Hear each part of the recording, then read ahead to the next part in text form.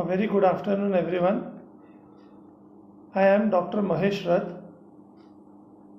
consultant in diabetes, thyroid, and adult vaccination, AMRI Hospital and High Tech Medical College, Bhubaneswar. Today, the topic of discussion which I am going to say is diet in diabetes. This is a very important topic because most of our patients, when they are diagnosed with diabetes or old patients, they always ask us about what diet they should be taking when diagnosed with diabetes. So type 2 diabetes, as you all know, can be primarily called as a lifestyle disorder due to its direct association with sedentary habits and unhealthy dietary patterns. It is caused by insulin resistance or deficiency and is associated with many comorbidities, the most important being cardiovascular complications. In the management of type 2 diabetes, first comes diet, followed by exercise, then lastly comes the pharmacological management, which comprises of medicine or insulin. Thus, following a healthy meal plan and being active can always help keep your blood sugar or blood glucose levels within the target range. Practically, it has been seen that diabetics have a very depressive fear of not being able to eat their regular diet or having to compromise on their favorite food items. However, taking steps to prevent or control diabetes does not mean living in deprivation. It means eating a tasty, balanced diet that will also boost your energy and improve your mood. Well, the good news is that with proper diet counseling, you don't have to give up on sweets entirely or resign yourself to a lifetime of bland food. Further, when there is a consideration of diet as prescription for diabetes, the dictum is that nutrition plans should be individualized to meet the needs of the people with diabetes in consideration of their lifestyle, economic factors, cultural background, and motivation. Well, we should know that one formula does not apply to all. The diet plan should be individualized, and there comes the role of the trained dietitian. The modern diet, the modern The modern diet for individual with diabetes is based on concepts from clinical research, portion control, and individualized lifestyle changes. Well, how to plan a diabetes diet? A diabetic diet does not have to be complicated and you don't have to give up on all your favorite foods. One of the most important strategy to maintain a balanced diet is to follow the plate method. Now, what is the plate method? The American Diabetes Association offers a very simple method of meal planning. In essence, it focuses on eating more of vegetables. The plate method helps to control your portion sizes without the need to count calories. The plate method shows the amount of each food group you should eat. This method works best for lunch and dinner. Follow these steps when preparing your plate. Fill half of your plate with non-starchy vegetables such as spinach, carrot, and tomatoes. Fill quarter of your plate with a protein such as dals, lentils, pulses, fish, egg, or chicken. Fill the last quarter with a whole grain item such as brown rice or a starchy vegetable such as green peas. Add a serving of fruit or dairy and a drink of water or unsweetened tea or coffee. As with any healthy eating program, a diabetic diet is more about your overall dietary pattern rather than obsessing over specific foods. The aim to eat more natural, unprocessed food and less packaged and convenience food. Well, you should eat more of healthy fats from nuts, olive oil, fish oil, flax seeds, fruits and vegetables which are ideally fresh, seasonal.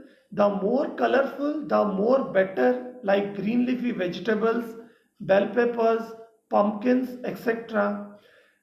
Try to consume whole fruit rather than fruit juices. You should keep in mind never to take fruit or vegetable juices. High fiber cereals and breads made from whole grains, high quality proteins such as eggs, beans, low fat dairy, and unsweetened yogurt. We should eat less of trans fat from particularly hydrogenated or deep fried foods, packaged and fat fast foods, especially those high in sugar, baked goods, sweets, chips, desserts, etc., white bread, sugary cereals, refined pasta or rice, low fat products that have replaced fat with added sugar or fat free yogurt. Choose high fiber, so slow release carbs. Limit the carbohydrates like white bread, pasta, and rice, as well as soda, candy, packaged meals, and snack foods. Focus more on high fiber, complex carbohydrates, also known as slow release carbs. They are digested more slowly, thus preventing your body from producing too much of insulin. Some of the alternatives to refined carbohydrates are, instead of white rice, you can use brown rice or riced cauliflower. Instead of white potatoes, including fries or mashed potatoes, you can use a cauliflower mash. Instead of regular pasta, you can use whole wheat pasta. Instead of white bread, you can use whole wheat bread or whole grain brown bread. Sugary breakfast meal can be replaced by high fiber, low sugar cereals. Instant oatmeal can be replaced by roasted oats. Then cornflakes can be replaced by low sugar bran flakes, and corn should be replaced by peas and or leafy greens. We should be smart about sweets. If you have diabetes, I assure you that you can still enjoy a small serving of your favorite dessert now and then, but the key is moderation. Everything can be taken, but in controlled manner in low quantities. How to reduce the cravings for sweets? By slowly reducing the sugar in your diet a little at a time to give your taste buds time to adjust. Add some healthy fat to your dessert. Fat slows down the digestive process and does not lead to sudden spike in blood sugar levels. Think healthy fats such as peanut butter, cheese, yogurt or nuts. Eat sweets with a meal rather than a standalone snack.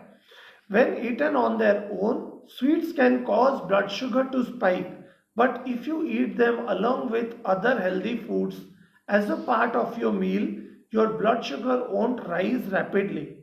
Choose your fats wisely. Some fats are unhealthy and others have enormous health benefits, so it's better to choose fats wisely. What are your unhealthy fats? They are commercially baked goods, packaged snacks, fried fruits, and anything with partially hydrogenated oils. Healthy fat are the unsaturated fats which come from fish or plant sources like olive oil, nuts, or avocados. Good sources are salmon, tuna, and flax seeds. Saturated fats are found in topical oils, red meat, and dairy, and there is no need to completely eliminate them, but it is better to avoid them or limit their use. Now, eat at regularly set times. Your body will be able to regulate blood sugar levels and your weight to maintain a regular meal schedule if you take food at regular intervals and regular time. Aim for moderate and consistent proportion sizes for each meal. Start your day off with a good breakfast. It will provide energy as well as keep a steady blood sugar levels. Eat regular small meals up to 6 per day. Eating regularly will help you keep your proportions in check. Keep calorie intake the same. To regulate blood sugar levels, try to eat roughly the same amount every day rather than overeating one day or one meal at a time then skipping the next. To conclude, aside from managing your diabetes, a diabetes diet offers other benefits too, because a diabetes diet recommends generous amounts of fruits, vegetables and fibers. Following it is likely to reduce your risk of cardiovascular diseases and certain types of cancer. And consuming low variety dietary products can reduce your risk of low bone mass in future. Embracing a healthy eating plan is the best way to keep your blood sugar levels under control and prevent complications. And if you need to lose weight, you need to tailor it according to your specific goals. This was all about the diet in diabetes. I hope I have touched all the uh, major parts, and I hope that all of you will gain from this. And now I welcome questions from each of you if you have any queries regarding this. Now I have a question. Can elderlies take fruits during COVID-19? Yes, they can take fruits. As I told, you should eat everything in moderation. Mangoes can be taken, but you should take maybe 2 or 3 slices of mangoes with meal, with preferably your lunch. But generally, we ask patients who have uncontrolled diabetes to avoid taking mangoes, grapes, lychee, sapeta, banana and ripe jackfruit. These are all asked to avoid in patients who have uncontrolled diabetes. But if your sugars are under control, then all of these fruits you can take, but in limited quantities. And yes, if you have any other kidney problems, then fruits are restricted. There was a question regarding mangoes. Elderly diabetics can take it. As I told, if the sugar levels are under control, then they can take it. If it is too high or too uncontrolled, then it is better that they avoid taking mangoes or ripe mangoes.